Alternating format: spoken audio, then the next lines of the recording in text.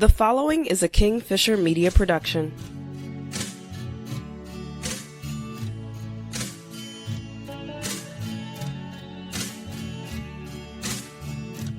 Hey guys, you're listening to the In the Blood podcast. I am your host, AC Bergen-Fischer, and thank you so much for listening, whether you are a new or returning listener.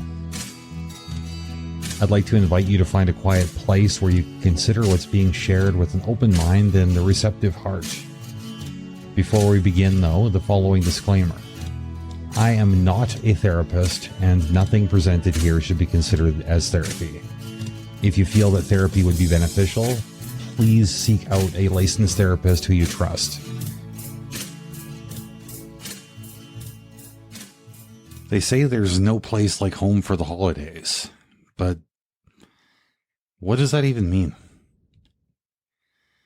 Is home where you hang your hat? Is home where the heart is? Or maybe it's somewhere else? While I was considering this question, I read quite a few quotes about home, hoping to gain some better perspective. I read things like, home is the starting place of love, hope, and dreams. I read that home is where love resides, memories are created, friends always belong, and laughter never ends. I read that a house is made of bricks and beams, but a home is made of hopes and dreams. I read that home is a place you grow up wanting to leave and grow old wanting to get back to. While these are all beautiful sentiments, they didn't exactly fit with my experiences. What seemed to fit a little bit better was there's nothing more important than a good, safe, and secure home. Now, I'm not saying that the home I grew up in was good, safe, or secure. That said, the lack of those things helped me form a deep appreciation for them, probably because I spent so much time wondering about how wonderful it must be to get so comfortable in the expectation that these are components of home that one could take them for granted. I like to believe that the home I created for my kids was very different from the one that my parents created for me. You know, my kids don't know what it's like to be beaten by the same father who claims to love them. They don't know the sting of betrayal that comes from a mother who is always just a little bit too eager to put her kids in harm's way. They don't know the gut-wrenching feeling of worthlessness that comes from hearing from parents over and over how easy it would be for them to just walk away. They don't know the self-doubt that comes from a never-ending loop of, you're a sinner and need salvation to avoid the eternity in hell that you deserve. The home I've created is pretty good, reasonably safe, and as secure as I know how to make it.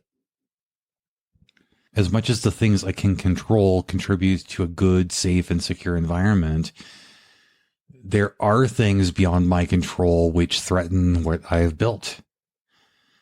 The threats which each member of the household brings in, even when they don't want to.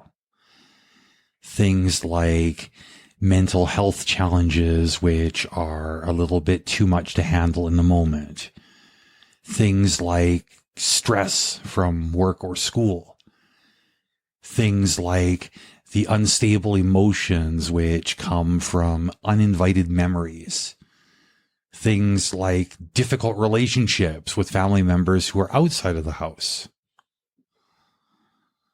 You know, life at home can be hard sometimes. And I think this is especially true at this time of year. There are days where no reasonable person would want to spend any unnecessary time at home. As they say, there's no place like home for the holidays.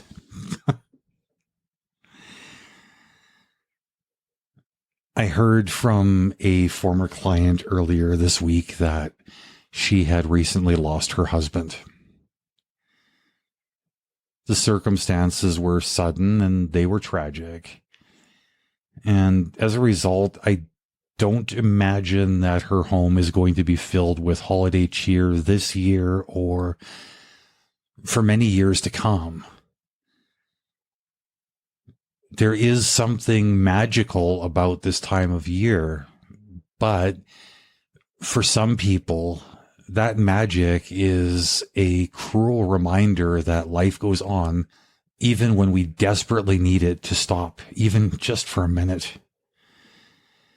Worse, that reminder comes around every year, over and over and over again. Now, I'm not trying to suck all of the fun out of this season of giving and togetherness. I guess I just need everyone to see that while they're enjoying the best that the season has to offer, there are those of us who are struggling under the weight of the worst of it.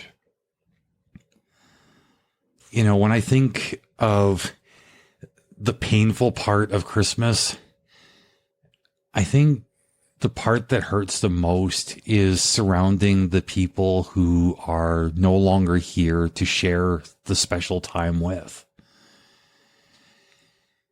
I think of my paternal grandmother's super high-pitched singing voice, painfully screeching out her rendition of Silent Night in German. I think of how when we would exchange cheerful stories in her presence, she could never resist interrupting us with, "Well, let me tell you about my darkest Christmas ever." That woman could find the dark cloud on any silver lining, I tell you.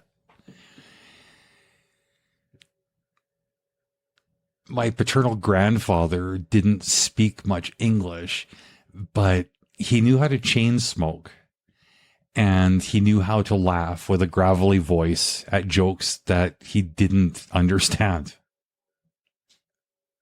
My maternal grandfather died when I was quite young, but I remember sitting on his knee and listening to stories so ridiculous that I still laugh about them to this day. My maternal grandmother, there was a character. She knew how to complain. She knew how to stir the pot, both literally and figuratively. She knew how to cook. She knew how to bring the brattiness out in everyone. She knew how to laugh at how when the old lady next door died, her bowels had let loose, and when the first responders found her, she was laying in a pile of her own poop. My dad, he spent 57 Christmases on this earth, and then he was gone. My relationship with him isn't one that I think most people understand. Yeah, when I was a kid, he abused me. But when I became an adult, he turned himself inside out to try to make that right. There was so much more to him than an abuser. The Christmas of 1979 wasn't very kind to him financially. I remember adding to the stress of that by asking over and over if Santa was going to bring me the brand new bicycle that I wanted. It was blue with the big loopy handlebars, a banana seat, and a tall orange flag on the back. I wanted that bike really bad. I might have even needed it. Dad kept telling me that he wasn't sure if the bike would fit down the chimney. That he wasn't sure if it was a good idea to get my hopes up. That he wasn't sure if Christmas was even a good time to enjoy a bike. But despite his warnings, on Christmas morning, the bike was there. On that day, I was thrilled that Santa had come through. On another day, almost 30 years later, I found out that my dad had picked up a bent and rusty bike in the alley and had spent countless hours in the garage painstakingly restoring it so that I would have it for Christmas. I think about leaving brandy and cookies for Santa. Dad said that Santa needed something to warm up with after riding a sleigh through the winter night sky. The cookies were always untouched, but the brandy was always gone. And my sisters and I felt so special for giving something to Santa that the other kids didn't. I think about my mom reading Christmas stories from books with colorful illustrations. I think about how different she was many years later on that first Christmas without Dad, when she suggested that we share some of the things that we missed about him. I think about how she snapped us out of the sad state we were in after sharing those memories by turning up the music and bravely suggesting that we make some happy new memories. I think about waking up early with my older sister and my dad so that we could start our Christmas drinking before Mom was awake to stop us. We would get blitzed. We would wrestle, and then we would pass out watching terrible holiday movies while Mom slaved in the kitchen to prepare the holiday feast. I think about my younger sister. Nothing specific. Just that I love her and I miss her. I think about all of the wonderful things. Maybe I can't enjoy them in the same ways that I used to. Maybe too many of the familiar faces have been lost to time or circumstance. But maybe it still feels like Christmas. This year, I'm going to be with one other person who also has nobody else. One of my kids is grown and the other is spending Christmas on the other side of the country with his mom. Home doesn't feel like home when it's empty, so I'm not sure if there's no place like home for the holidays. At least not this year.